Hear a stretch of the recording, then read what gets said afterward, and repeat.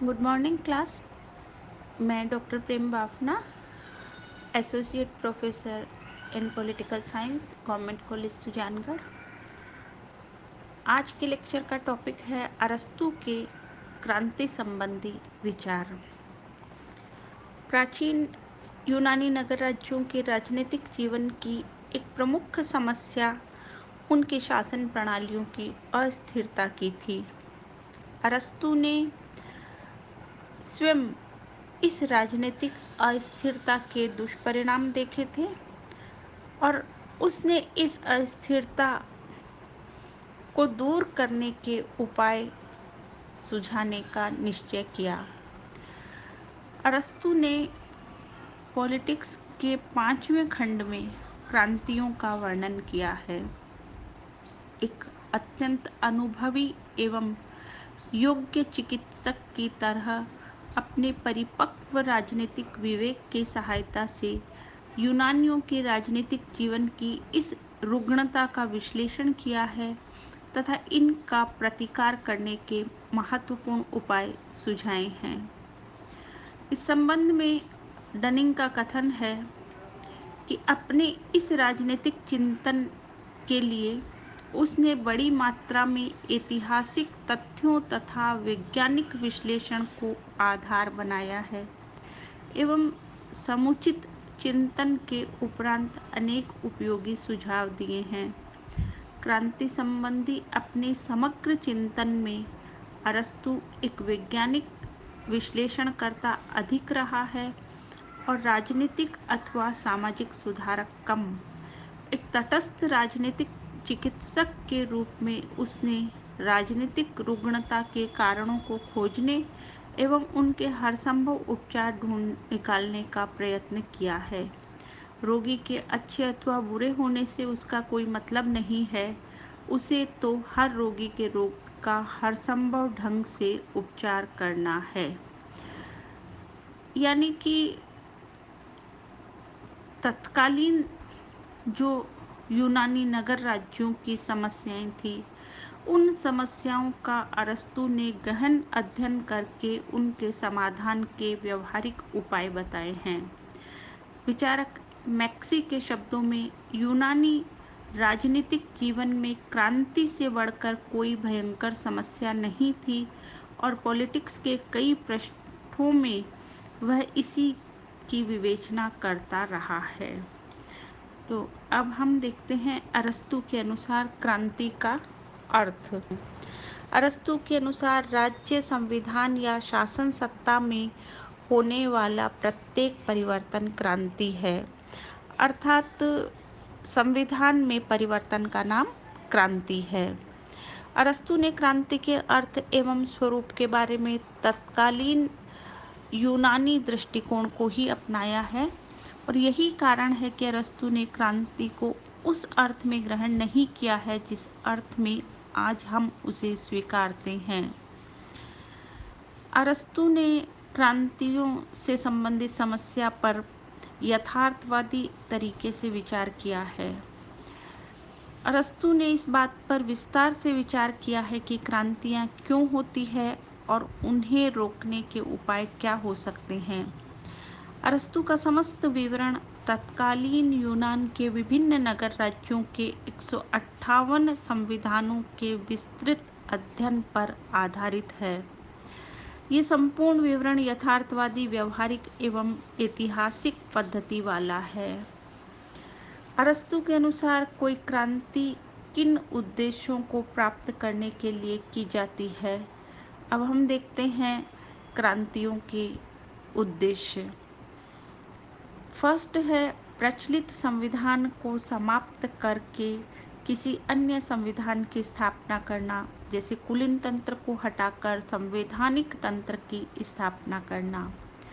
Second है प्रचलित संविधान को बने रहने देना परंतु शासक वर्ग के व्यक्तियों को बदल देना, जैसे राजतंत्र तो बना रहे परंतु पुराने राजा को पदमुक्त करके उसके स्थान पर नए राजा की नियुक्ति देना।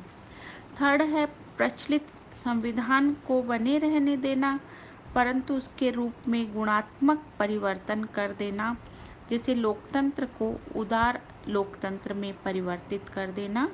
और फोर्थ है प्रचलित संविधान को बने रहने देना, किंतु उसमें किसी नए पद की स्थापना करना अथवा किसी पुराने पद को समाप्त करना। क्रांति के उद्देश्य या क्रांति के लिए अपनाए गए साधन के आधार पर अरस्तु ने क्रांतियों के इन प्रकारों का उल्लेख किया है। ये क्रांति के अरस्तु ने प्रकार बताए हैं। फर्स्ट है पूर्ण क्रांति अथवा आंशिक क्रांति। जब संपूर्ण संविधान को रद्द करके नया संविधान लागू किया जाए तो यह पूर्ण क्रांति होती है। यदि प्रचलित संविधान में सीमित परिवर्तन किए जाए तो उसे आंशिक क्रांति कहा जाता है। सेकंड है रक्तपूर्ण अथवा रक्तहीन क्रांति। जब संविधान में परिवर्तन के लिए सशस्त्र विद्रोह या रक्तपात किए जाएं तब इसे रक्तपूर्ण क्रांति कहा जाता है, अन्यथा यह रक्तहीन क्रांति होती है। थर्ड है व्यक्तिगत क्रांति अथवा अव्यक्तिगत क्रांति। जब किसी व्यक्ति विशेष को उसके पद से हटा दिया जाए तो ऐसे परिवर्तन को व्यक्तिगत क्रांति कहते हैं, और जब किसी व्यक्ति को पद से हटाए बिना संविधान में परिवर्तन हो तो इसे अव्यक्तिगत क्रांति कहते हैं। फोर्थ है वर्ग विशेष के विरुद्ध क्रांति। जब किसी वर्ग विशेष का विरोध करने के लिए संविधान में परिवर्तन किया जाता है तब क्रांति का यह रूप कहलाता है। और फिफ्थ है वैचारिक क्रांति। जब किसी राज्य में कुछ वक्तागण अपने भाषणों या शब्दजाल के द्वारा जनता की भावनाओं को भड़काकर उकसाकर संविधान में परिवर्तन करा दे तो इसे वैचारिक क्रांति या जनोत्तेजनात्मक क्रांति या वाग्वीरों की क्रांति कहा जाता है। अरस्तु ने क्रांतियों के कारणों की विवेचना करते हुए उन्हें 3 भागों में विभाजित किया है। पहला सामान्य कारण, दूसरा विशेष कारण और तीसरा है विशेष प्रकार की शासन व्यवस्थाओं से संबंधित कारण। पहले हम देखते हैं क्रांतियों के सामान्य कारण। सभी प्रकार के संविधानों में क्रांतियों के 2 सामान्य कारण होते हैं, समानता की आकांक्षा तथा अन्याय का विरोध। समानता की आकांक्षा मूलतः असमानता का विरोध करती है। अरस्तु के अनुसार असमानता ही क्रांति का मूल कारण है, तो असमानता के स्थान पर समानता की स्थापना क्रांति का मूल उद्देश्य माना जा सकता है। समानता 2 प्रकार की होती है, पूर्ण समानता और आनुपातिक समानता। जो पूर्ण समानता है वो क्या है कि सर्वसाधारण जनता पूर्ण समानता में विश्वास करती है और उनका यह मानना है कि सभी नागरिक समान है, इसलिए उनके बीच संपत्ति, अधिकार, पदों, सुविधाओं आदि का भी समान वितरण होना चाहिए। जब सामान्य नागरिक यह देखता है कि उसे अन्य नागरिकों के समान उपरोक्त लाभ नहीं मिल रहे हैं तो वह इसे समानता का उल्लंघन तथा असमानता की स्थापना मानता है, और जब वो ऐसा सोचता है तो उसमें असंतोष जागृत होता है और यही असंतोष विकराल रूप धारण करके क्रांति में परिणत हो जाता है। अब हम बात करें आनुपातिक समानता की, तो जो नागरिक हैं वो योग्यता, शिक्षा, धन, वंश आदि की दृष्टि से सामान्य नागरिकों से कुछ नागरिक उच्च होते हैं, वे आनुपातिक समानता में विश्वास करते हैं।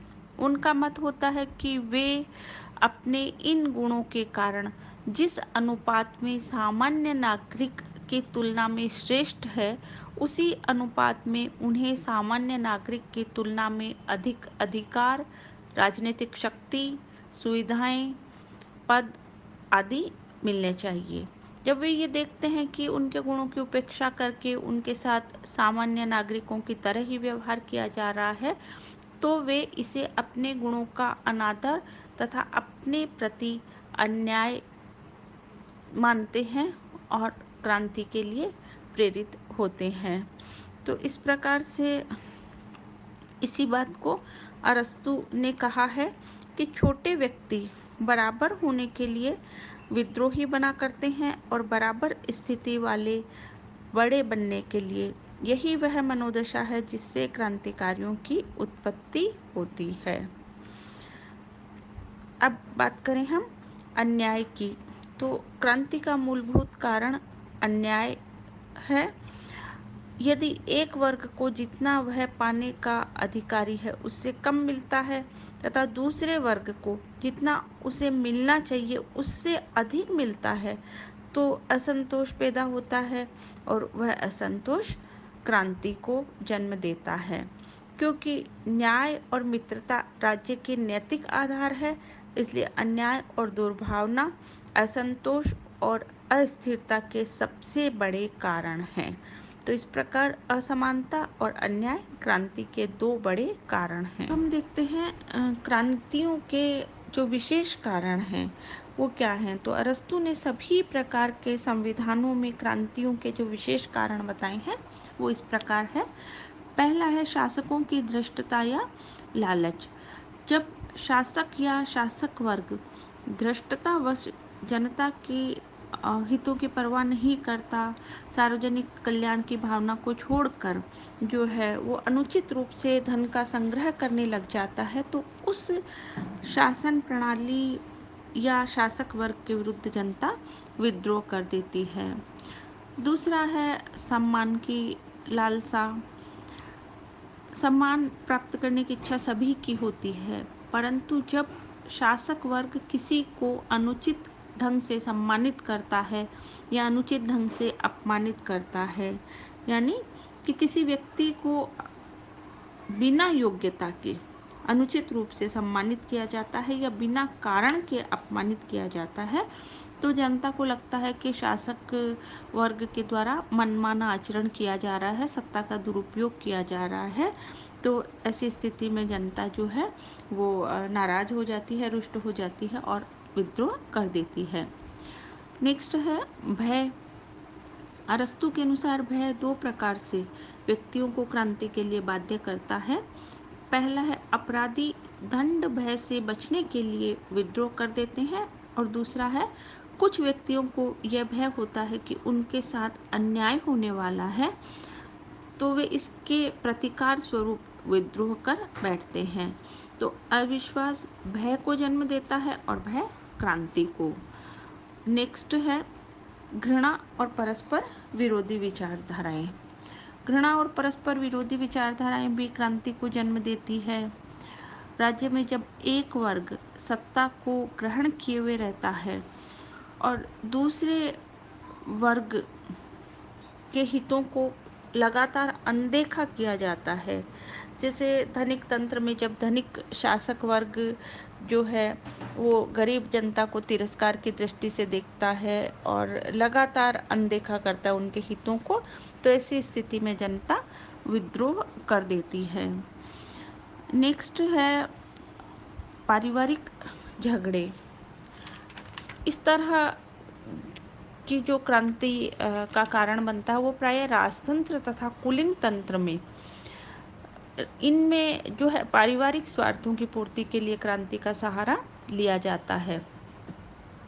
राजतंत्र में उत्तराधिकार संबंधी पारिवारिक विवाद क्रांति को जन्म देता है। नेक्स्ट है कि जो शासक वर्ग है उसकी असावधानी। असावधानी किस प्रकार की कि नागरिकों को उच्च पद देने में, कि जब राज्य में उच्च और महत्वपूर्ण पदों पर नागरिकों की नियुक्ति में असावधानी बरती जाती है, लापरवाही की जाती है, तो इन पदों पर ऐसे नागरिकों की नियुक्ति हो जाती है जिनकी उस शासन प्रणाली में कोई वास्तविक आस्था या विश्वास नहीं होता। ऐसे में ये नागरिक जो हैं मौका पाते हैं तो क्रांति करके उस संविधान को बदलने का प्रयास करते हैं। तो इस तरह से नागरिकों को उच्च पद देने में या शासक वर्ग की जो असावधानी है वो भी क्रांति का कारण बनती है। नेक्स्ट है विदेशियों को आने की खुली छूट। जब किसी राज्य में विदेशियों के आने एवं वहाँ रहने पर बसने पर कोई नियंत्रण नहीं होता है तो उस राज्य में क्रांतियाँ होने लगती है, क्योंकि विदेशियों के जो हित है वो मूल नागरिकों से अलग होते हैं और उनकी उस राज्य के प्रति कोई भक्ति या निष्ठा नहीं होती है। तो ऐसे में ये भी एक क्रांति का कारण बन जाता है। नेक्स्ट है परस्पर विरोधी वर्गों का शक्ति में संतुलित होना।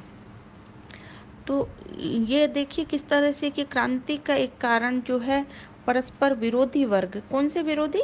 धनी एवं निर्धन वर्ग का राज्य में संतुलित होना भी है, कि जब एक पक्ष दूसरे पक्ष से प्रबल होता है, मजबूत होता है, शक्तिशाली होता है तो सामान्यतः संघर्ष नहीं होता है। परंतु जब दोनों पक्षों की शक्ति बराबर होती है तो दोनों ही विजय प्राप्त करने की इच्छा रखते हैं, आशा रखते हैं और सत्ता प्राप्त करना चाहते हैं वे। तो ऐसे में विद्रोह करके सत्ता हस्तगत करने का जो प्रयास करते हैं वो एक तरह से क्रांति का कारण बन जाता है। नेक्स्ट है मध्यम वर्ग का अभाव या आर्थिक असमानता। किसी राज्य में मध्यम वर्ग की जो अधिकता है वो धनिक व निर्धन वर्ग के बीच संतुलन स्थापित करती है। परंतु जब किसी राज्य में मध्यम वर्ग की संख्या बहुत कम या सीमित होती है तो दो वर्ग प्रमुख रूप से रहते हैं, एक धनी और निर्धन वर्ग। इन दोनों वर्गों में तीव्र आर्थिक असमानता है।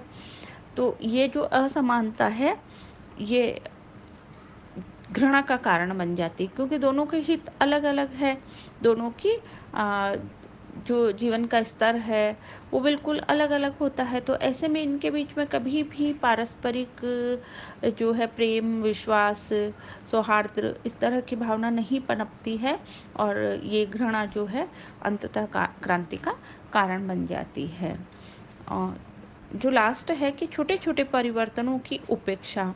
जब शासक वर्ग संविधान में छोटे छोटे परिवर्तन होने देता है तो कभी कभी इनके परिणाम स्वरूप शासन प्रणाली में ऐसा आधारभूत परिवर्तन आ जाता है जो स्वयं में क्रांति होता है।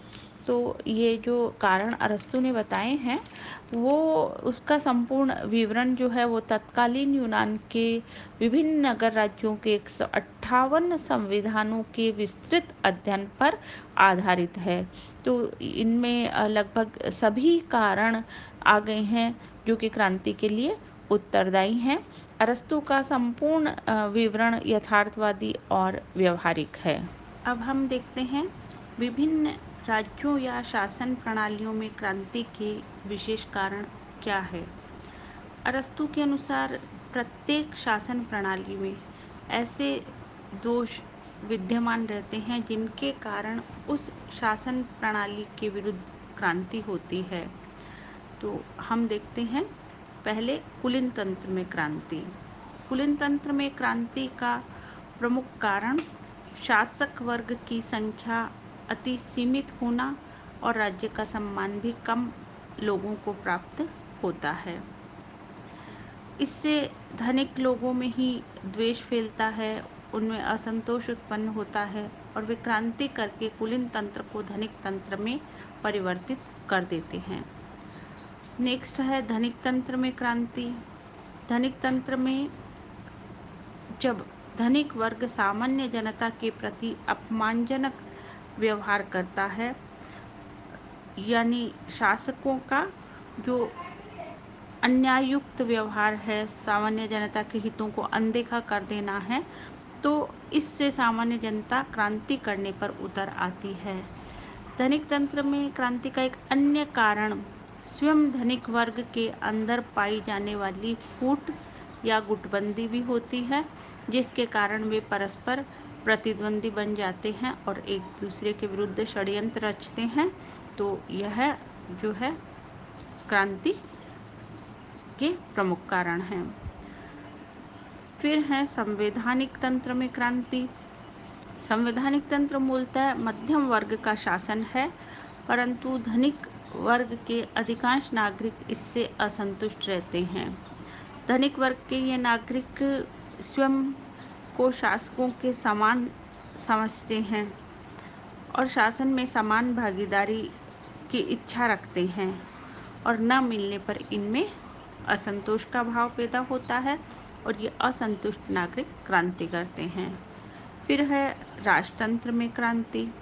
राजतंत्र में क्रांति के जो प्रमुख कारण हैं वो है कि राजतंत्र में राजा द्वारा समाज के किसी अति सम्माननीय या कोई विशिष्ट व्यक्ति है उसका अपमान कर देना, किसी प्रमुख सहायक का अपमान कर देना, शासक का सामान्य जनता के प्रति अपमानजनक व्यवहार, इसके अलावा राजपद पर अयोग्य उत्तराधिकारी का नियुक्त होना, तो ये सब राजतंत्र को निरंकुश तंत्र में बदल देते हैं और यह स्थिति राजतंत्र के विरुद्ध क्रांति को जन्म देती है। अब हम देखते हैं क्रांतियों के प्रतिकार के उपाय। अरस्तु ने न केवल क्रांतियों के सामान्य और विशिष्ट कारणों की विशद और विवेकपूर्ण विवेचना की है, बल्कि अरस्तु ने क्रांतियों को रोकने के उपचारों की भी विशद और विवेकपूर्ण व्याख्या की है। यानी कि एक चिकित्सक की भांति बीमारियों के निदान के उपाय भी उसने सुझाए हैं। डनिंग के अनुसार अरस्तु क्रांतियों को उत्पन्न करने वाले कारणों की विस्तृत सूची देने के पश्चात उतने ही प्रभावशाली ढंग से उन्हें रोकने के उपायों की सूची प्रस्तुत करता है। अरस्तु क्रांति के प्रतिकार के लिए 2 प्रकार के उपायों का उल्लेख करता है। पहला है सामान्य उपाय, दूसरा विशेष उपाय। सामान्य उपाय फर्स्ट है शासक व शासितों में सद्भावनापूर्ण संबंध। क्रांति के प्रतिकार का सबसे प्रमुख उपाय यह है कि शासक और शासितों में सद्भावनापूर्ण मैत्रीपूर्ण संबंधों को बनाए रखा जाए। क्रांति का सबसे प्रमुख कारण अन्याय होता है और इसका महत्वपूर्ण उपाय सामान्य नागरिकों में यह भावना पैदा करना कि शासक वर्ग द्वारा उनके प्रति न्यायोचित व्यवहार किया जा रहा है और इस दृष्टि से संविधान और शासन सभी व्यक्तियों के संतोष पर आधारित होना चाहिए। सभी व्यक्तियों को उच्च पदों के लिए समान अवसर प्राप्त होने चाहिए।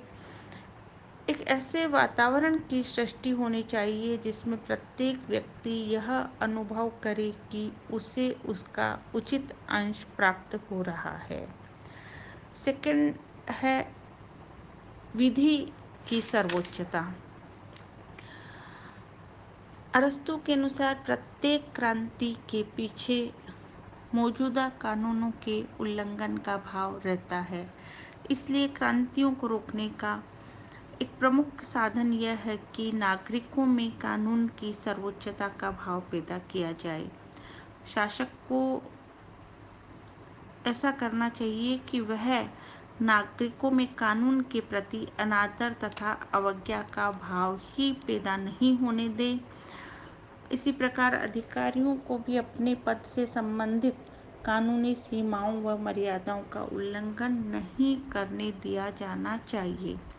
अरस्तु का कथन है कि जिस प्रकार निरंतर उत्पन्न होने वाले छोटे छोटे खर्चे सारे धन को समाप्त कर देते हैं, उसी प्रकार कानून के उल्लंघन की भावना अप्रकट रूप में भी प्रवेश कर जाने पर राज्य को नष्ट कर देती है। इसलिए कानून की सर्वोच्चता की स्थापना होने पर ही संविधान स्थायी रहता है। तो ऐसा शासक को प्रयास करना चाहिए, तभी क्रांति से बचा जा सकता है। नेक्स्ट है शिक्षा का महत्व। क्रांति के प्रतिकार के लिए नागरिकों को संविधान की भावना के अनुरूप शिक्षित किया जाना चाहिए। शिक्षा को एक महत्वपूर्ण साधन के रूप में स्वीकारा है। अरस्तु के अनुसार शिक्षा का अर्थ नागरिकों को संविधान के अनुसार जीवन पद्धति में शिक्षित करना है। शिक्षा के द्वारा नागरिकों में संविधान के प्रति आदर का भाव उत्पन्न किया जा सकता है, उन्हें कर्तव्यों के पालन के लिए प्रेरित किया जा सकता है, उनमें देशभक्ति की भावना पैदा की जा सकती है। तो इसलिए शिक्षा के साधन का समुचित प्रयोग किया जाए तो नागरिकों को क्रांति के विचार से दूर रखा जा सकता है। नेक्स्ट है, विदेशियों की महत्वपूर्ण पदों पर नियुक्ति नहीं की जानी चाहिए। इसका कारण ये बताया है कि विदेशियों की जो देशभक्ति की भावना है, उनकी निष्ठा है, वो संदिग्ध होती है। और यदि उच्च पदों पर विदेशियों को नियुक्त किया जाएगा तो जो राज्य के नागरिक हैं उनमें असंतोष फैलता है, क्योंकि वे स्वयं इन पदों पर आसीन होना चाहते हैं।